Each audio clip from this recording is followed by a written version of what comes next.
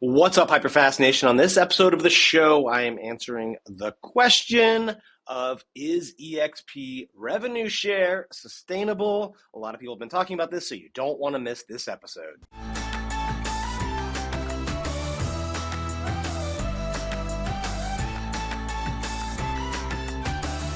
Welcome to this episode of the HyperFast Show, where I'm looking at the question that comes up a lot from real estate agents about whether or not eXp revenue share is sustainable, right? For those of you who do not know, eXp Realty shares approximately half of the revenue it receives back to the agents that help grow the company, right? So the agents that have sponsored an agent and,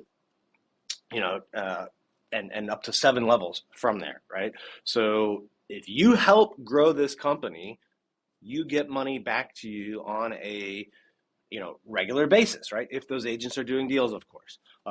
This is unlike most other companies where they go out and they hire paid professional recruiters to do their recruiting, right? So they don't have a model like that. They have an agent-centric model where they give revenue back to the company. In 2022, they shared a little over $220 million back to the agents that helped grow the company. They also, by the way, this is outside of revenue share, another program, but they gave over $40 million in stock awards to eXp agents. So they have multiple ways that they have shared back with the agents that have helped grow the company, the agents that have done production, all sorts of great things. And one of the questions that comes a lot is this sustainable? Now, this question became, I think more apparent in people's minds or more top of mind after Gary Keller, the founder of Keller Williams, started, raising this as an issue, right? That it was not sustainable, that it would not work in a down market. So, is it sustainable?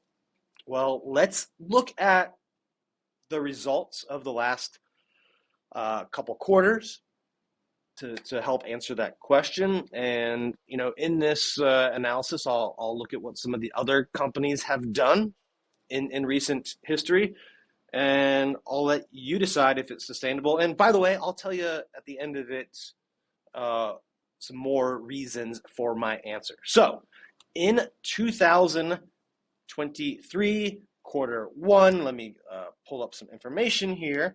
That was considered one of the most challenging quarters in real estate in a long, long time, probably since at least 2008, 9 time period. Transaction counts were down, although in many areas prices were not down. We did see transaction counts down, pretty much across the board, right? And it doesn't matter what part of the country you are in. There were less deals happening in Q1 than in certainly several years of recent history. Now, prices weren't down in a lot of areas. Some they were, but in a lot they were not. So again, sometimes people think that I'm saying that the market is down or there's a crash. No, I'm saying transactions were down, which is the most challenging time for real estate brokerages. So how did eXp Realty do in Q1 of 2023? Well, their net profit was $1.5 million. Now, you might think, wow, that's not a lot, right? They're operating on thin margins, right? Because they're a large company, 88,000 real estate agents. Well, let's see how it compared to other large companies, all right? Remax in that same quarter lost $700,000. Real Broker, one of the copycat models of eXp, lost $7.4 million. Fathom, which is a different kind of copycat model, lost $10 million. Douglas Elliman, one of the faster growing, quote unquote luxury brands, lost $17 million. Anywhere Real Estate. Now, Anywhere is what was formerly known as Realogy, which is the parent company of Century 21, Coldwell Banker, Sotheby's, Better Homes and Gardens, Corcoran. I think there's 1 or 2 other brands I might be missing. So Anywhere Real Estate lost $140 million. Biggest loss, by the way, Compass. Compass lost $150 million in Q1. Now, I don't have data on Keller Williams. They're a privately held company with, privately held market centers and all of that. But unlike eXp, Keller Williams shares profit share, not revenue, right? So after the market center makes profit, then they share with the agents, which, a whole other topic in itself, because that can be monkeyed with a lot more than revenue share can.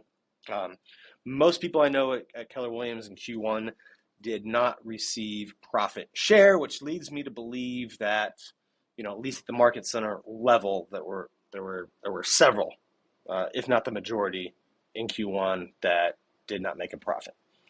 So when you kind of look at the data and think about other real estate brokerages, it's hard to say that the eXp model is not sustainable, in a more challenging environment, when we just, we're in the middle of a very challenging environment, and eXp came out much better than most companies, right? If their model is not sustainable, then certainly Compass, Anywhere, Douglas Elliman, Fathom, Real, right?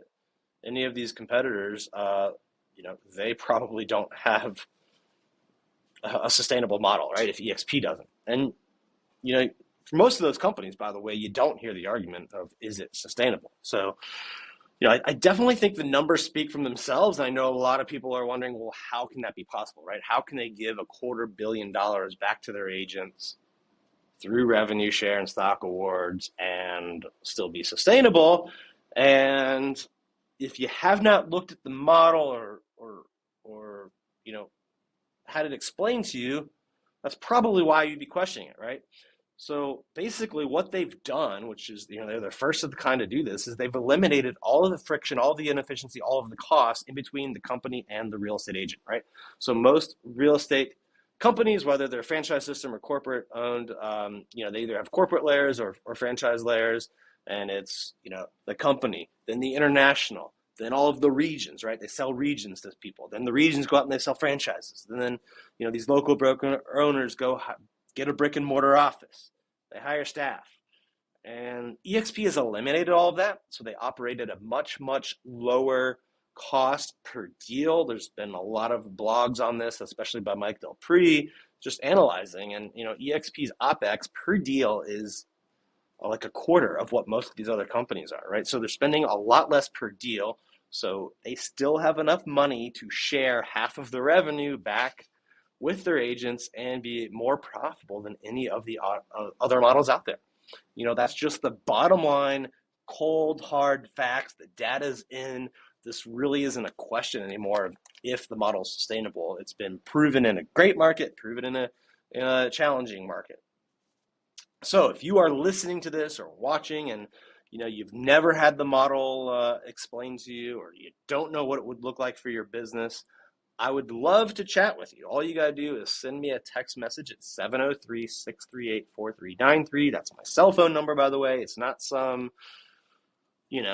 opt-in text system. It's my actual cell phone number. And I'd love to talk to you about how Carrie Shull and I can help you scale your business with our coaching, help you keep more commission, and help you build multiple streams of income. Again, all you need to do is text me at 703-638-4393.